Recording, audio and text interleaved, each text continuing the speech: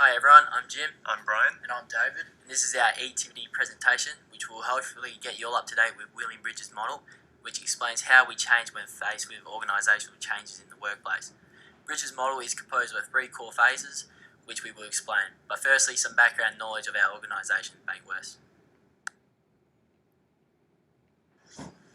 In Bankwest's activity-based working environment, there are no assigned desks, no offices, and staff can often work from home depending on their role and personal needs. Hot desking is one feature of activity-based working where different people can use a single workstation at different points in time. People can come into work with their laptop or tablet, plug it into a monitor, check their morning schedule, and simply take their belongings to a collaboration space for their first meeting of the day. This leaves any vacated spaces free to use by others.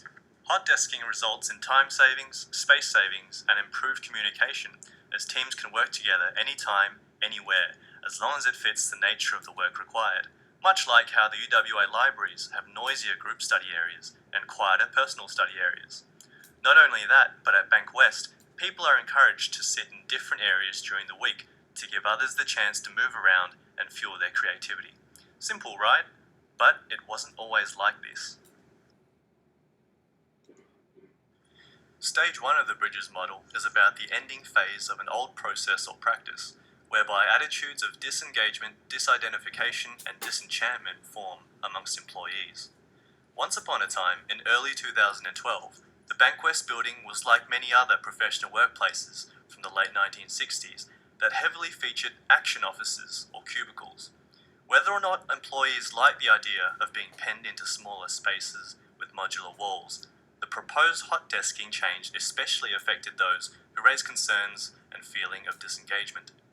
Even if they liked the sound of it, many people grew nostalgic and preferred the old way of doing things, especially those that curated their own personal space with things like sticky notes, pens, food, gifts, photos, and even toys.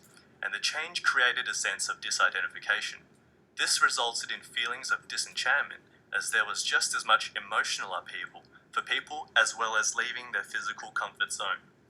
To assist with the letting go and ending of old processes and practices, managers should first inform and educate employees about the proposed changes, and mark endings while modelling the change and acknowledge subject loss. They should also be aware of signs of resistance and further compensate those affected through support and rewards for achieving new goals.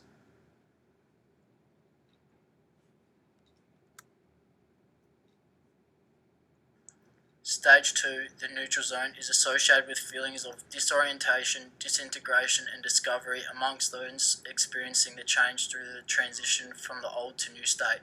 During this phase, there are many people still holding on to the old state and struggle to accept the new state, while others are willing to accept it. It is a stage of high confusion and anxiety as employees are trying to come to terms with the new change. However, it can also be a stage where there is a high level of creativity and innovation.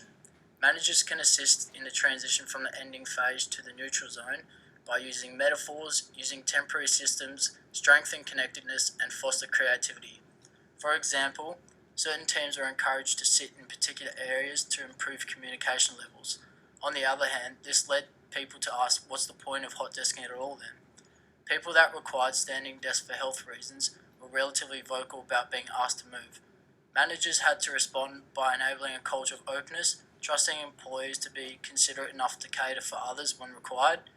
And they recognised and rewarded people for living Bankwest values as well as leading by example.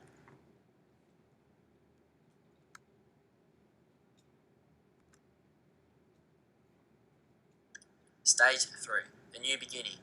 This phase is about giving employees the 4 Ps.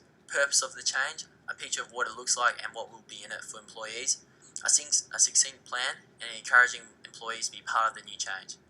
Managers must reinforce the change by being consistent and symbolise the new identity.